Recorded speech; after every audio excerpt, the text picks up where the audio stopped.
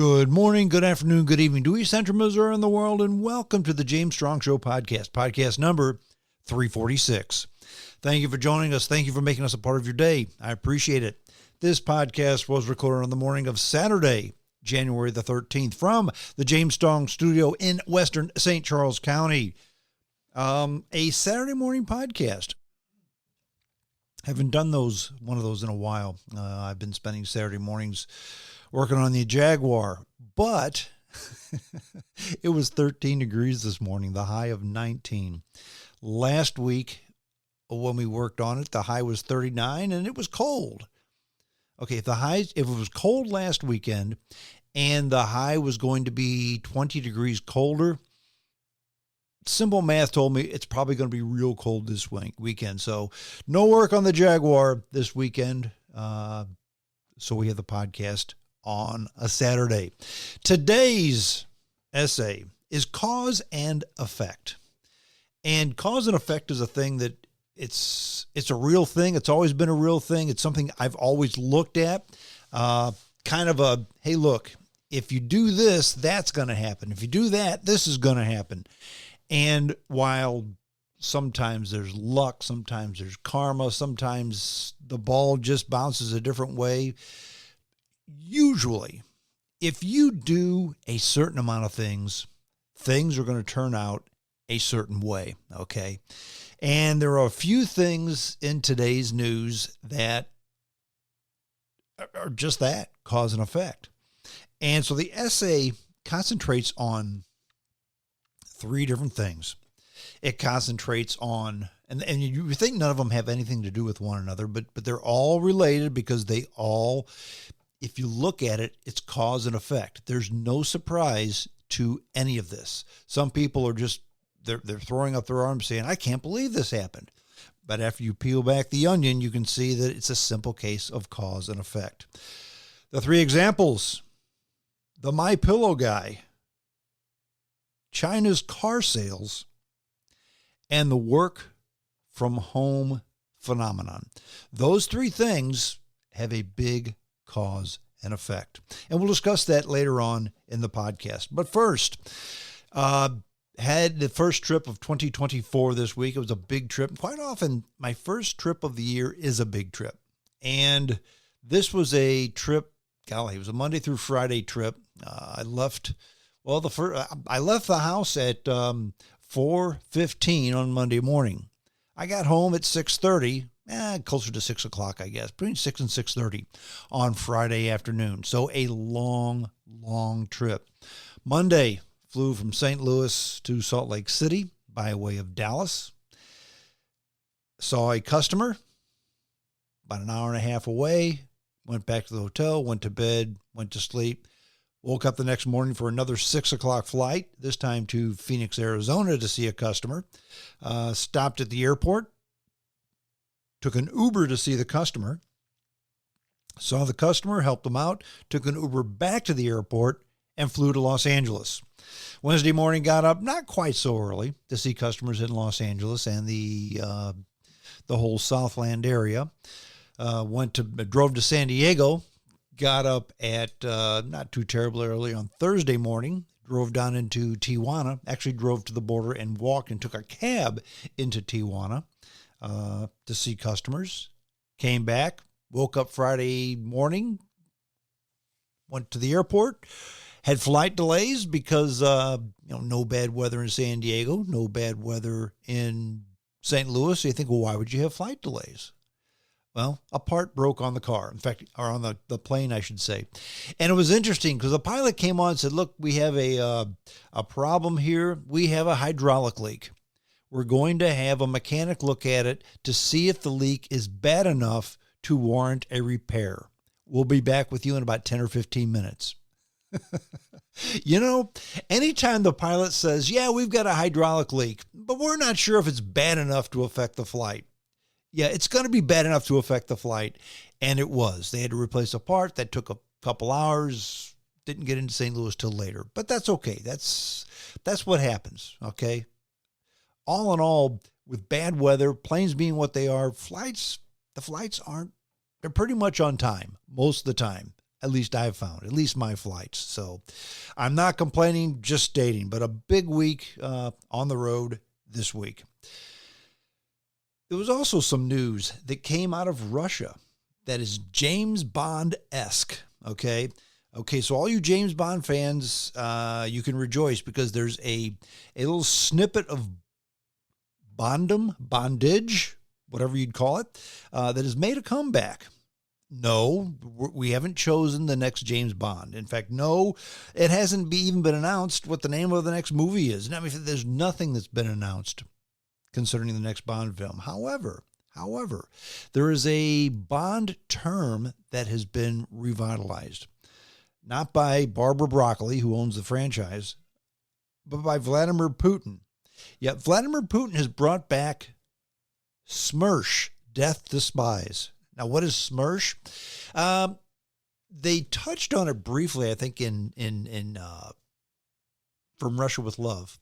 The franchise in the movies went away from SMERSH and to Spectre. SMERSH was a for real Russian organization. It was some Soviet acronym that basically meant death to spies. In other words, the Soviets went out, they found spies and killed them.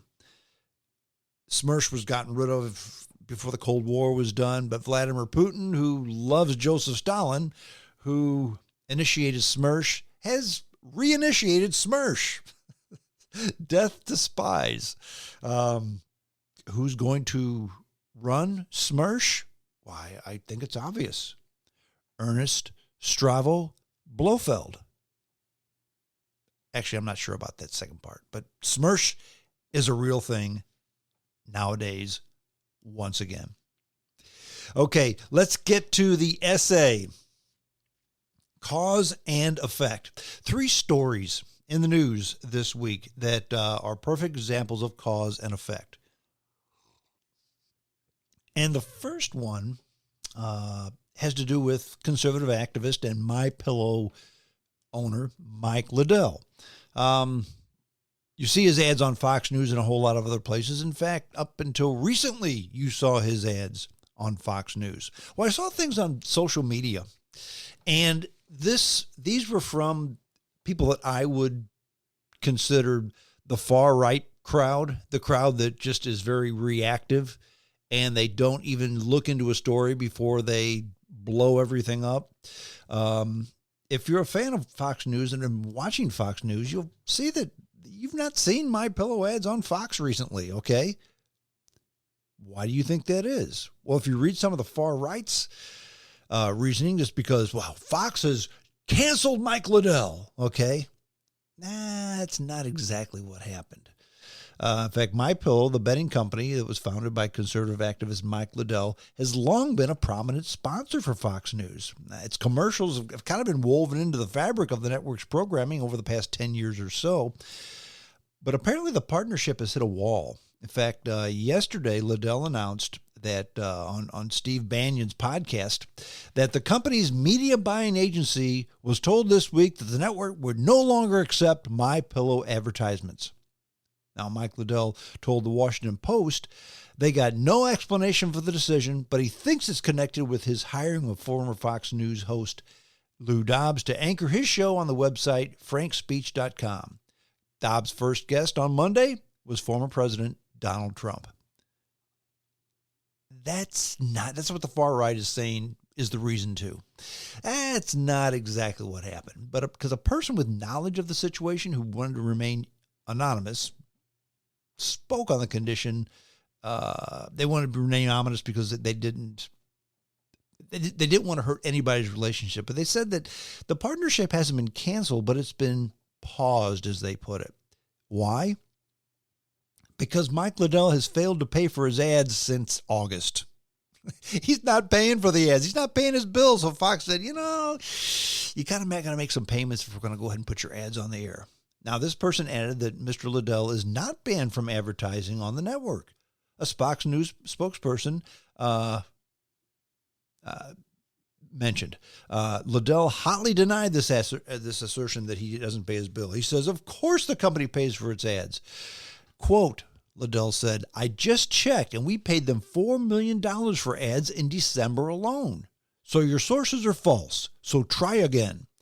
Now, this anonymous person with knowledge of the situation said Liddell's December payment was received. But those were for ads that aired in June and July. So he's not exactly current. Okay. Liddell framed the network's current prohibition as cancel culture. It disgusts me, said Liddell. I'm besides myself, he said. It should be almost illegal that you don't accept money to buy ads when you've been doing it for so long. Becky said that MyPillow spends between $1 and $1 million per week on Fox advertisement. Now, Liddell, who continued advertising on Fox heavily, even after he criticized the network heavily for not giving as much credence to election fraud as he did. So Liddell said that Fox previously declined to run advertisements for his book and for his conservative website, but very seldom have they not approved of content for a MyPillow commercial.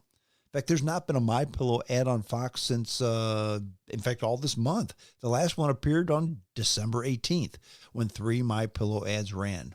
Now, MyPillow was Fox's second most frequent advertiser in 2023, trailing only the supplement company Balance of Nature. Now, this isn't the first time this has happened, because back in December 2020, Fox advertising chief was asked about Liddell's claim that Fox wouldn't run ads promoting his book.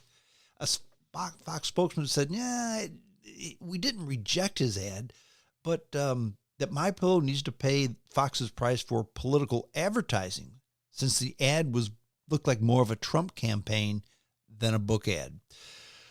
So there's Fox's version of why they didn't run ads in the past and we're not running ads currently. It looks like Fox says, we'd love to run your ads, but if it's a political advertisement, you got to pay the ads, the price for political advertisements. And if it's for your MyPillow product, which, by the way, I don't use MyPillow, but my wife does. She says it's a great product. So I have nothing against Mike Liddell's product. Apparently he makes a good one. My wife thinks so. But you got to pay your bills, okay? That's kind of how it works. That's business 101. It's bad business to keep taking a customer's business when they don't write you a check for the service. Cause and effect. In this case, you don't pay your bills, you don't get your service. And there's absolutely nothing new about that. The next story we want to talk with is China. And basically, China has been making cars for a long time. Now, once upon a time, Chinese cars were a joke. They're still not up to par per se, but there's more and more of them all the time. In fact, you may say to yourself, why, there's no Chinese cars. I wouldn't buy them, that Chinese crap. Friends, if you drive a new Buick, you're probably driving a car made in China.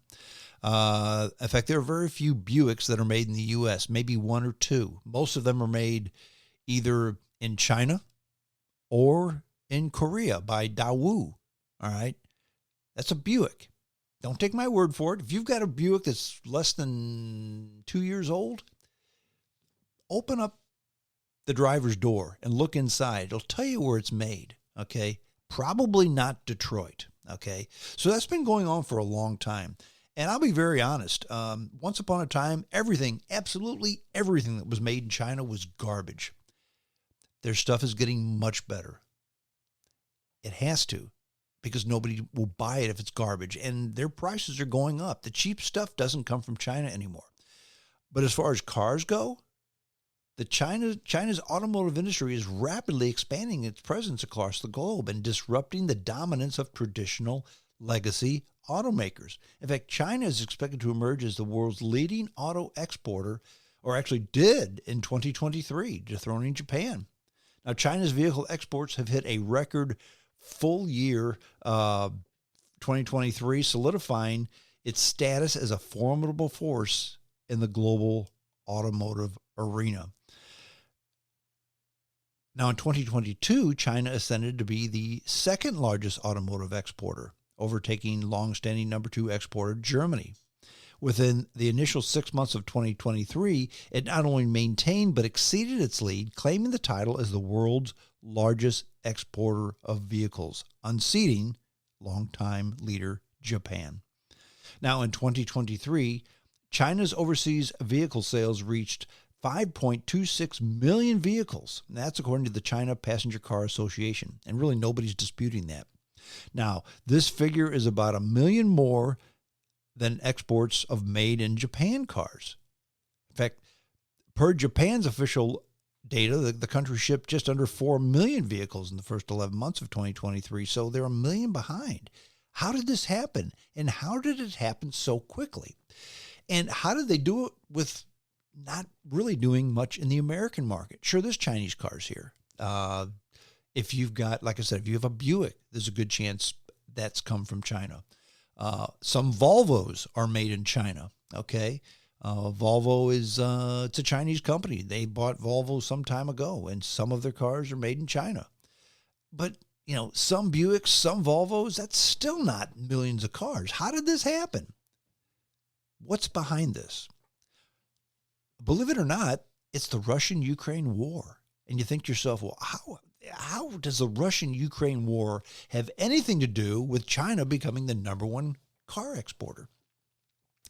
Well, the ongoing geopolitical tensions throughout the whole world, actually, not just Russia-Ukraine, but other places, but primarily Russia-Ukraine, have played a pivotal role in China's rise to the top of the auto exporting industry.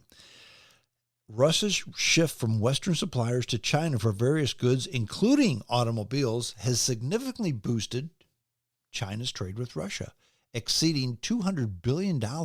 Now, Chinese automakers find themselves as major benefactors, filling the void left by Western car makers in the aftermath of the war. Remember, there were a lot of Western car makers in Russia who built cars in Russia for the Russian market. And Russia imported a whole lot of cars, primarily from Western Europe, okay? But because of sanctions, they stopped. And while Russia makes cars, they don't make that many cars, and they're not very good cars. They import most of their cars, either import them or make them by Western plants in Russia itself. Since the sanctions came in from the Russian-Ukraine war, that stopped. If they need cars, they had to buy them from somebody, and the Chinese said, come to us. We'd love to sell you cars. In fact, this unprecedented success in the Russian market reflects the agility and adaptability of Chinese automakers. They swiftly adjusted their focus to meet demand for gas-powered vehicles for the Russian market. And what's the result? Check this out. Chinese car makers now manufacture 55% of all the cars in Russia. They've got 55% of the market share. How much did they have in 2021? 8%. That's as reported by Global Data Automotive. Now, quoting Mike Dunn, who's an automotive consultant based in San Diego, Dunn says, never before have we seen automakers from a single country gobble up so much market share so quickly. The Chinese literally came in to a windfall.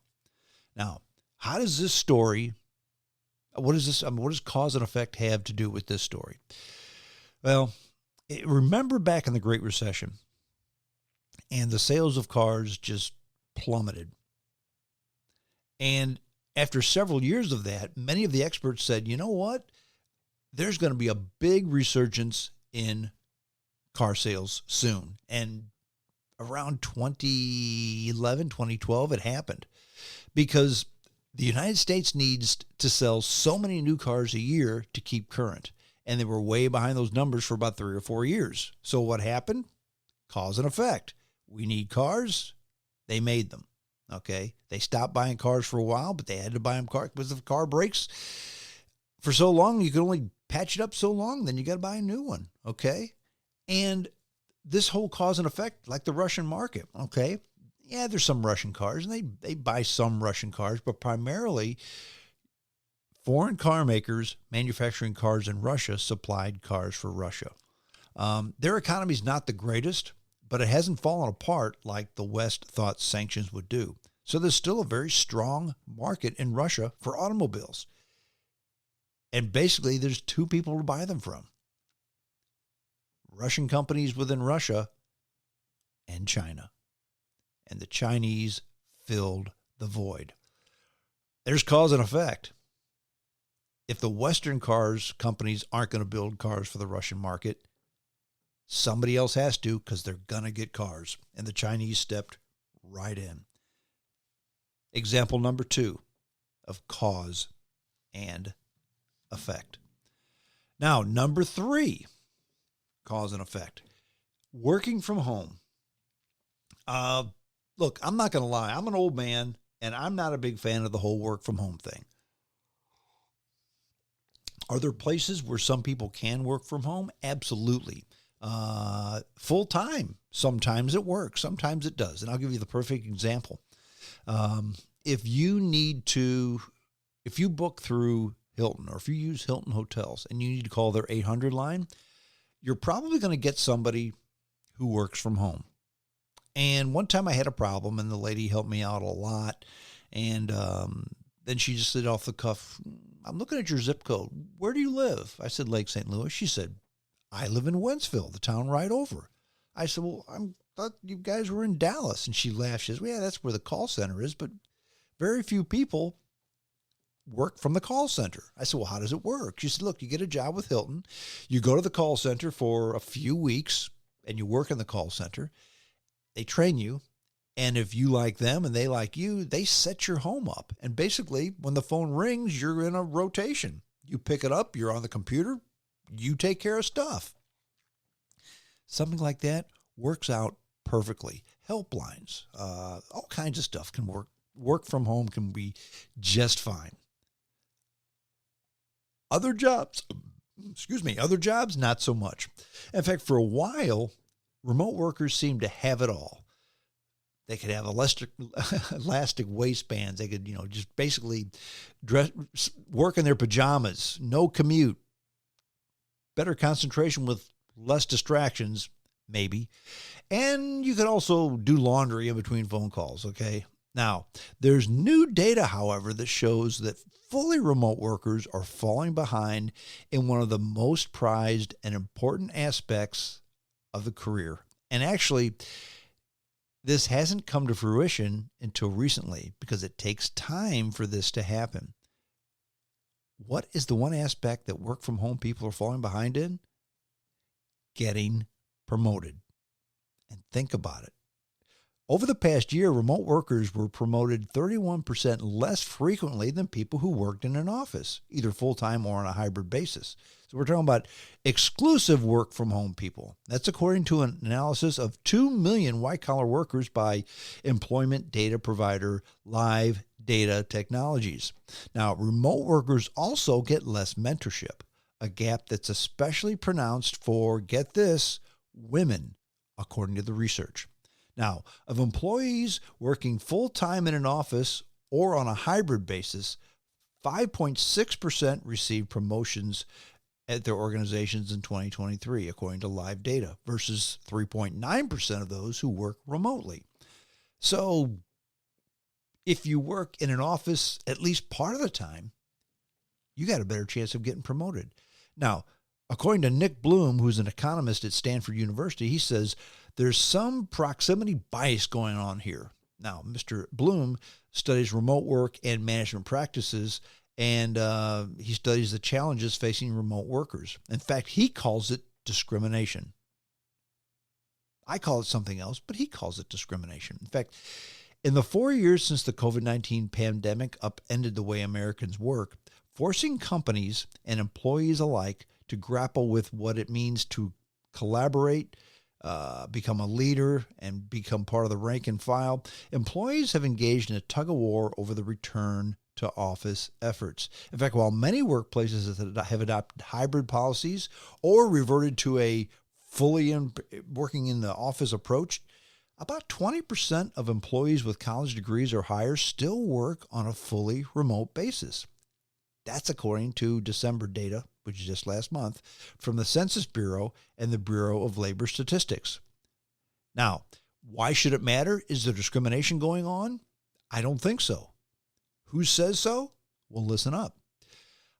They surveyed, and 90% of chief executives who were surveyed said that when it comes to favorable assignments, raises, or promotions, they're most likely to reward employees who make an effort to come to the office. Those are CEOs. Those are guys who run the show. In other words, you want to get promoted? I want you here. Okay. Now, in an online survey of 1,325 CEOs of large companies in 11 different countries, so it's just not here in the States, 11 different countries. That was conducted last year, 2023, by professional services firm KPMG. Almost two-thirds of respondents, two-thirds of the CEOs, said they expect most employees will be working in the office full-time within 3 years. Full-time, most. 3 years. There may always be those other people who don't. I get that. There's a handful of jobs where working from home or working remotely works. Here's an example. Her name is Erin Valleja. She's 26. She moved last year to Tampa, Florida to work on a fully remote basis and be closer to her family. Now, since then, Valleja, who works for a staffing company based near Charlotte, said she hasn't been copied in as many emails and has trouble staying abreast of company news. Now, when she was up for promotion, she says she was passed over after being told the company wanted leadership to be in the office. I felt lost, she said. Well, how can you be a leader and you're never there? Answer me that, please. In fact, she says during one recently tricky call with a client, she missed not having a coworker nearby to discreetly coach her through the conversation. She said, I didn't realize the impact of not being able to grow as much, being hands-on in the office. I mean, think about it. How many times have you been on a call, either remotely or, on a phone or in person, and you're there with a coworker and something happens and you whisper or they whisper to you, hey, psst, what about this? I don't know. Let's talk about it. If there's nobody there, you can't do that. You can't, what's the old term, bounce it off of one another. You can't do it. Now, who has remote work been especially costly for? Young women. Because young women trying to build their skills, this is according to Emma Harrington. She's an assistant economics professor at the University of Virginia. In fact, she currently co-wrote a paper that found software engineers at a Fortune 500 company who worked in the same building as their teammates received 22% more feedback on their code than engineers who didn't share an office with their colleagues. That's a lot more. And think about it. If you're working with a person and you do something, they say, why'd you do it that way? Well, I did it that way because of this. And they may say, yeah, what if you did it this way instead? Wow, great idea. Thanks. Or, hey, why did you do it that way? Well, I did it that way because of this, this, or that. And the coworker will say, wow, I never considered that. Thanks for the suggestion. This is a great idea. So if you need help, it's hard to get. And if you can offer help, it's hard to give. See where they're coming from on this? Now, the drop in feedback delivered in the form of online comments was more conspicuous for women, Harrington says. In fact, female engineers who worked in the same building as their teams got 40% more comments on their code than women engineers who weren't on the premises. By contrast, men working in the same building got 18% more feedback than men in other locations. So it doesn't matter if you're a man or a woman. You got more feedback if you worked in the office than you work remotely. Now, why does it affect women more than men?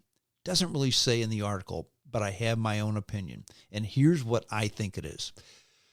There's always exceptions to the rules. However, I've found in my working career that for the most part, women are more open for suggestion than men. Women are more apt to take or give constructive feedback. I mean, when comparing men to women, men can be knotheads. Men can say it's my way or the highway. My way can't be any better than, or my way is the best. Another way can't be any better. Women, on the other hand, this is kind of the way I think. Well, what about that? Wow, never considered that. Thank you. Or vice versa. Again, giving feedback, accepting feedback.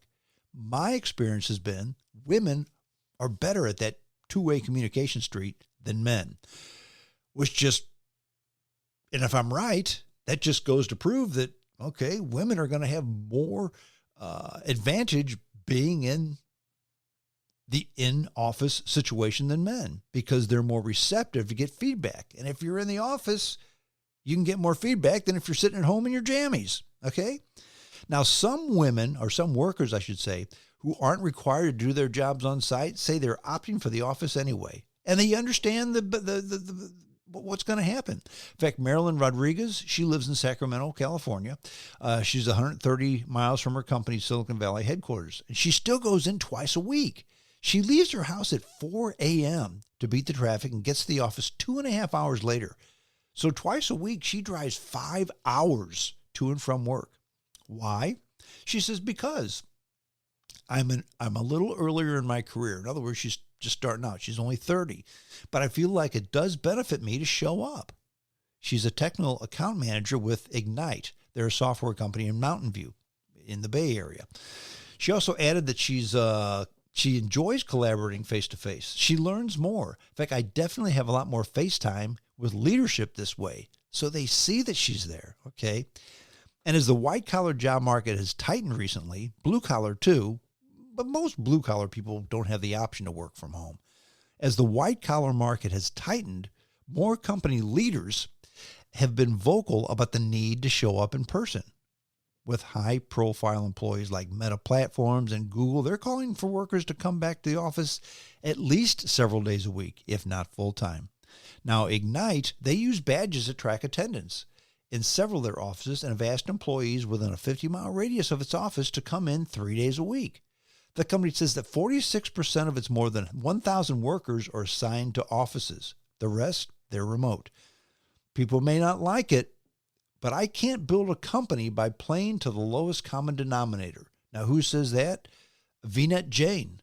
That's Ignite's chief executive. So who says that? Who has that opinion? The guy who runs the show. That's pretty important. Now, Mr. Jain also says, if you don't show up for work with the rest of your colleagues, it's showing a lack of connectivity and a lack of ownership. Now, it doesn't matter if you agree with him or not. I mean, you can be the intern that say, well, I think he's wrong. Well, guess what? You're the intern. He's the CEO. Who do you think's going to get the raise? The guy that runs the show. He's going to be the one that promotes people, that wants to give people raises, okay? Now, Ignite's chief people officer, Jean Chambier, says that the company works to ensure fully remote employees have the same access to advanced opportunities as those living near its office, with senior leadings making a point to meet with remote workers in other regions. Now, at this time, attendance will not affect employees' career prospects or development, she adds. Now, for Americans who are still fond of working from home, one piece of good news, the data shows no difference in promotion rates between hybrid workers and those who come to the office 5 days a week. Again, that's according to the Stanford professor, Mr. Bloom, the Stanford economist, I should say. So there's 3 types of workers here. Fully remote, sometimes in the office, fully in the office. The hybrid worker, full-time in the office, same. Now, Mr. Bloom's research has found that fully remote workers are more productive than their fully on-site peers. But because remote workers miss out on casual in-person conversations around the office, relationships suffer and their promotion prospects tend to take a hit. Remote work tends to be a better fit for people who are already more established in their careers and have the skills and relationships to help win promotions. That's according to Bloom and other workers who have researched this kind of stuff. So you think to yourself, well, if they're more productive, why wouldn't they get more money? Well, you have to define productivity. Here's an example. Let's say 2 people have a task. One is working in the office, one is working remotely. The one working remotely gets it done in 4 hours. The one working in the office took them all day. So you think, well, naturally, the one who works remotely is more productive, right? But what did they do with the rest of that time? That's what you have to ask. Did it take the one in the office an extra 4 hours to do it because somebody came to them with another task? Somebody came to them and asked them for help? Sometimes just casual conversations at the water cooler. It's always been my opinion that just for lack of a better word, BSing in the office, at the very least, you build relationships. And as you build relationships, you build trust. And if you've spent 20 minutes working with somebody or talking to somebody at the water cooler and then have a problem and go to them, they're more apt to help you or accept your help because they're now your buddy. If you're working remotely, you might just do it and get it done quickly. But is it wrong? Could it be done better? Is this really what they're looking for? There's nobody to bounce it off of, okay? So really, being productive is not necessarily how quickly did you get it done, but that's the barometer they're judging this by.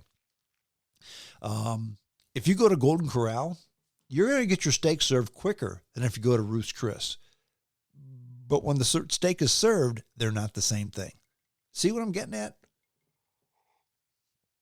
Now, Mr. Bloom says, 3 days in the office, that's plenty. You're not out of sight, out of mind, and forgotten about. Now, particularly when promotions mean an elevation into management, where in-person meetings have long been the norm, remote employees can face disadvantages. At the same time, those happy with all remote status may be disinclined to put their hands up for opportunities that require more of an office presence. Okay? In other words, if you're going to manage people, you can't manage people and not be next to the person. Okay? You know what? I want to manage people and get a promotion, but I don't want to be around them. Can't do it. It's not possible. You can't do it well. Let's say that, in my opinion. Now, some fully remote workers are comfortable with professional trade-offs. Here's an example. Her name is Christy Tabers. She's 35, and she has worked remotely for a company called Van Alstyne. They're a small town outside of Dallas, and she's a contractor for Meta and in user experience. Now, she was laid off last spring, but she said while she worked for them, she said staying close to her family mattered a whole lot more than getting ahead. Ms. Tabers said, if I can make enough money to pay my bills and have a balanced life for me and my kid, I'm doing just fine with that. Now, Ms. Tabers now works remotely for a different company. So she gets it. She says, look, I don't want to go in the office. I don't want to work remotely. And I know that I could probably make more money if I move across the country and work in the office, but I don't want to. And she's fine with that. Now, remote workers exhibit higher levels of overall well-being, says Ben Weigert. He's the director of research for Gallup's workplace management practice. Now, 23% of remote workers report feeling very often or always burned out at work, compared to 28% of hybrid workers or 31% of fully on-site employees. So less burnout if you're working from home. So and working from home people are happier with their job. Now, why is that? Probably because you're doing your own thing. Case in point, if you work an hour away from the office, okay, and you need to be there at 8:00. In fact, I used to do that. I used to live an hour from where I worked, okay? I needed to be to work by 8:00. Took an hour to get there, but I couldn't leave at 7 because the traffic was bad. You couldn't be late. So I'd leave by 6:45. I had to get up at 5:30 every morning. If I'd worked remotely, I could have woke up at 7:30 every morning, okay? Got up, got my coffee, scratched myself, went to the bathroom, plugged in the computer at 8:00. That's 2.5 extra hours of sleep, or 2 hours extra hours of sleep, and 2 hours less commuting. So you'd pick up 3 hours a day of me time, with the understanding that you're probably not going to get promoted with the ones that are in the office. Is it worth it to you? If it's worth it to you, I think that's wonderful. But remember, everything has cause and effect, including working from home. That's it. I'm done. That's the end of this podcast. James Strong Show at hotmail.com. That's the email address. Send me an email with your comments. I appreciate it. I get them every week. I really do. And I really appreciate reading them. And I do respond to those emails as well. Well, that's it. We're done. Until next time, this is James Strong saying adios.